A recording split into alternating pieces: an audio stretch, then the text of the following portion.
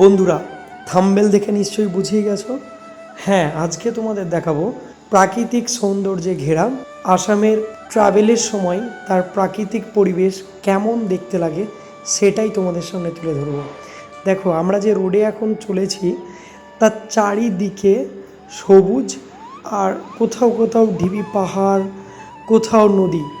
আমরা আগে জানতাম আসাম আসার আগে যে আসাম মানেই চা বাগান, পাহাড় পর্বত, কিন্তু আসামে যে এত নদী আছে এবং সর্বত্রই ব্রহ্মপুত্র এঁকে বেঁকে গেছে এটা জানা ছিল না।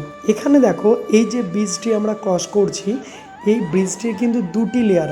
অর্থাৎ আমরা এই যে সড়ক পথে যাচ্ছি, এই যে রাস্তার উপর দিয়ে যাচ্ছি, এটা উপরের অংশ। এর নিচে আরও একটি লেয়ার আছে যেখানে কিন্তু রেল অর্থাৎ ট্রেন যাচ্ছে। এখনের এই দৃশ্যটি আসামের গোয়ালপাড়া ডিস্ট্রিক্ট ঢোকার আগে একটি দৃশ্য, এবং এই ব্রহ্মপুত্র নদীর ওপরই আরও একটি ব্রিজ তৈরি হচ্ছে যেটা কিনা 19 কিলোমিটার দীর্ঘ হবে। এরকম অসাধারণ একটা দৃশ্য দেখতে দেখতে আমরা চলেছি প্রাকৃতিক সৌন্দর্যের মজা নিতে নিতে গুয়াহাটির দিকে। আমরা যে জায়গাটা পার করছি এটা হচ্ছে গোয়ালপাড়া। এখানে একটি বিরলতম দৃশ্য তোমাদের দেখাবো। দেখো, একই ক্ষেত্রে বা একই জায়গাতে একদিকে নদী আর একদিকে পাহাড়। তোমরা দেখতে পাচ্ছ ডান দিকটায় কিন্তু আমার আছে নদী, যার জল পুরো চিরসবুজ হয়েছিল, এইমাত্র দেখালাম। আর এটা বাঁ দিকে দেখো পাহাড়, জঙ্গল বেষ্টিত একটি পাহাড়।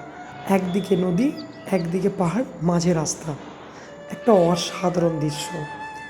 দেখো, এটা কিন্তু গুয়াহাটির কামাখ্যা রেলওয়ে স্টেশন থেকে আমি এখন যাচ্ছি ছয়গাঁও। সেই রেলওয়ে স্টেশনের দুটোর মাঝের যে প্রাকৃতিক সৌন্দর্য, দুটি রেলওয়ে স্টেশনের মাঝে, সেটাই তোমাদের সঙ্গে তুলে ধরলাম রেলে অর্থাৎ ট্রেনে যাওয়ার মুহূর্তে।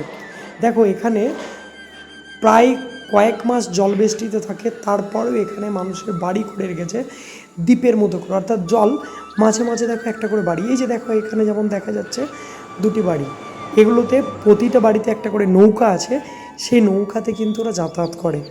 আমাদের তো দেখতে অসাধারণ লাগছে, কিন্তু একটা বিষয়, যারা ওখানে থাকে তারা জানে জীবনযাপনের কষ্টটা কী। তো দেখতে থাকো ভিডিওটি, কেমন লাগলো অবশ্যই জানাবে। আবার দেখা হবে নতুন কোনো ভিডিওতে। এবারের মতো টাটা, বাই বাই।